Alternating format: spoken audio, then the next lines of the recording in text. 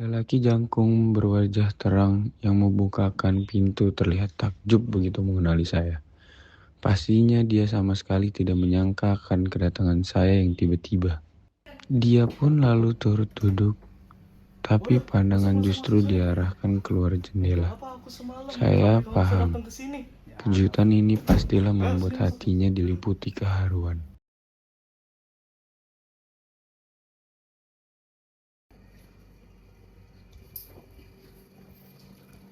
Ayo, duduk.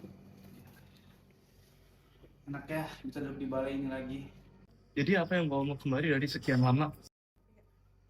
Kenangan. Bertemu dengannya, mau tidak mau mengingatkan kembali pada pengalaman kami dahulu. Malam itu saya berada di sini, memperhatikannya belajar.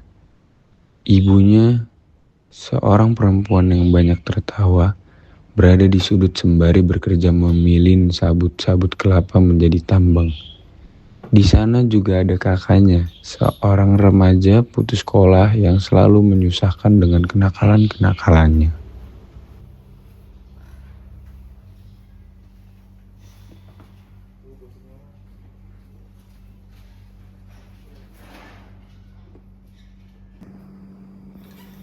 Udah malam, sebaiknya kamu pulang aja. Aku mau cari jangkrik di sawah.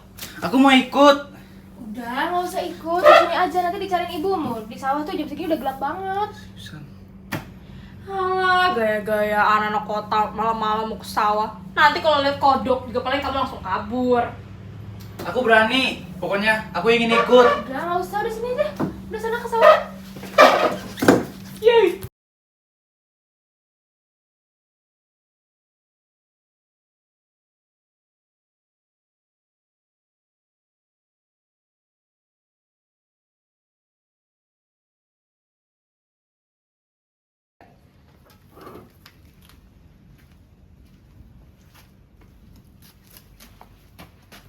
Woi.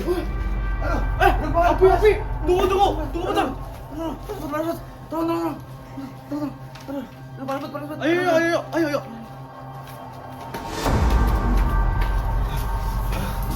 Aduh, kenapa ini anak orang? Aduh, jangan kalau ke sawah itu jangan bawa anak orang. Aduh, ini kenapa? Maaf ibu, tadi anginnya kencang obrak. Ini gimana sih kalau dia kenapa-napa mau tanggung jawab gimana ini? Aduh.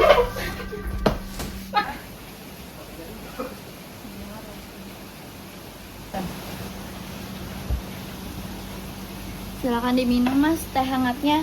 Maaf, cuma ada teh saja di dapur. Iya, terima kasih ya. Kamu adiknya dulu yang masih kecil ya? Sekarang sudah besar dan sangat cantik. Iya mas, sekarang rumah tidak seindah dulu. Memangnya ada apa kalau boleh tahu? Ibuku sudah meninggal beberapa tahun yang lalu, Jak.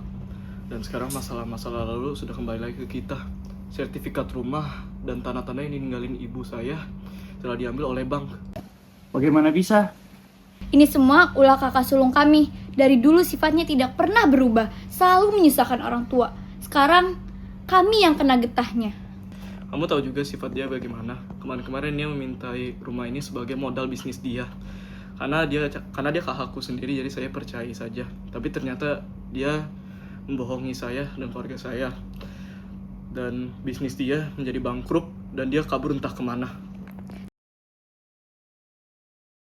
Mas, Dek, ada yang kakak bicarain.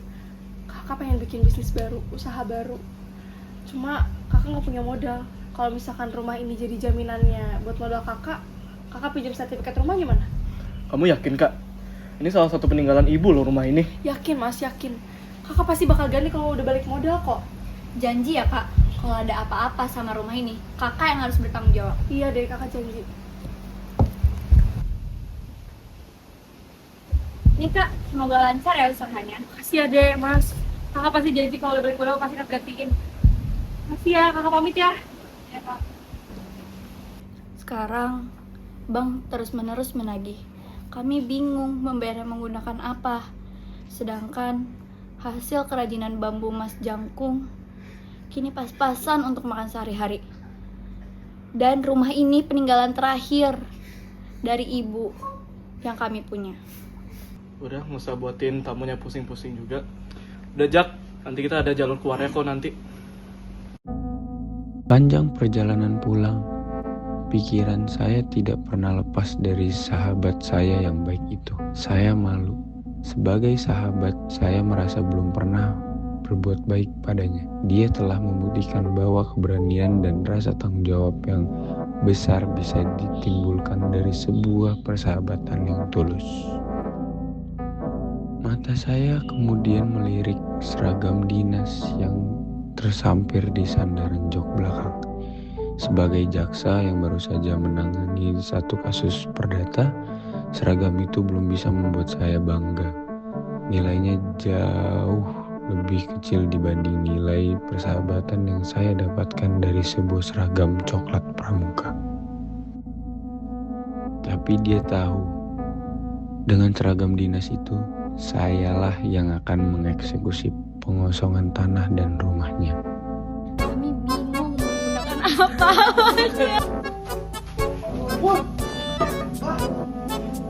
Apaan sih? Aduh, ini kenapa anak orang? Udah dibilang kalau kau jangan bawa anak orang. Ganteng banget sih ya.